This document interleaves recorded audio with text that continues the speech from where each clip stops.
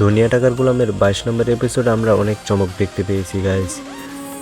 দুনিয়া টাকার গোলামের 23 নম্বর এপিসোডে আরও বড় ধামাকা আসতেছে। শেহজাদ চৌধুরী আমরা দেখতে পেয়েছি, শেহজাদ চৌধুরী 21 নম্বর এপিসোডে মন্ত্রীমশাইয়ের ব্যাংক লুটপাট করেছে। সেই ব্যাংক লুটপাট করার অভিযোগ গিয়ে পড়তে পারে, আমরা সন্দেহ করছি। ওই নতুন চরিত্রে এসেছে দুনিয়া টাকার গোলামের নাটকের এপিসোডে কি ফেসে যাবে গোলাম নামে একজন, সেই গোলামের উপর গিয়ে পড়তে পারে কি হতে চলেছে গাইস। এই গাইস আসসালামু আলাইকুম, কার কি অবস্থা, কেমন আছেন সকলে? আশা করি সকলে ভালো আছেন, আমিও আলহামদুলিল্লাহ ভালো আছি আপনাদের দোয়া এবং ভালোবাসায়। তো গাইস আমরা এই নাটকের আপডেট নিয়ে এসেছি। আপনাদের কাছে কেমন লেগেছিল দুনিয়া টাকার গোলামের 22 নম্বর এপিসোড অবশ্যই কমেন্টে বলে যাবেন। সকল নাটকের আপডেট পেতে এখনই আমাদের চ্যানেলটিকে সাবস্ক্রাইব করে পাশে থাকবেন। নতুন নতুন ভিডিও আসলে সবাই সাপোর্ট করে দিবেন। আর হ্যাঁ গাইস, দুনিয়া টাকার গোলামের 23 নম্বর এপিসোডে গোলাম ফেসে যাচ্ছে, কিন্তু শেহজাদ চৌধুরী তাকে ফাঁসতে দিবে না, কারণ শেহজাদ চৌধুরী একজন ভালো মনের মানুষ।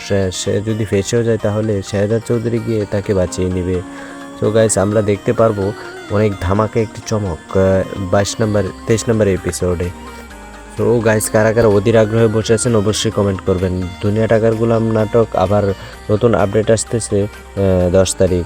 আমরা 10 তারিখে দেখতে পারবো নতুন চমক। আর যারা যারা এই নাটকটি দেখেন তারা অবশ্যই কমেন্ট করবেন আর ভরপুর সাপোর্ট করবেন আমাকে, তাহলে আমরা আরও ভিডিও বানাতে আগ্রহী হব। সো গাইস এই নাটকের অনেক চমক দেখতে পারবেন 10 তারিখে। আর ফাতেমা ম্যাডামের কি গতি হতে চলেছে গাইস আমরা দেখতে পারবো 23 নম্বর এপিসোডে। তাকে কি ছেড়ে দেবে শেহজাদ চৌধুরী? শেহজাদ চৌধুরী জেনে গেলে তো খুব খারাপ অবস্থা হয়ে যাবে ফাতেমার।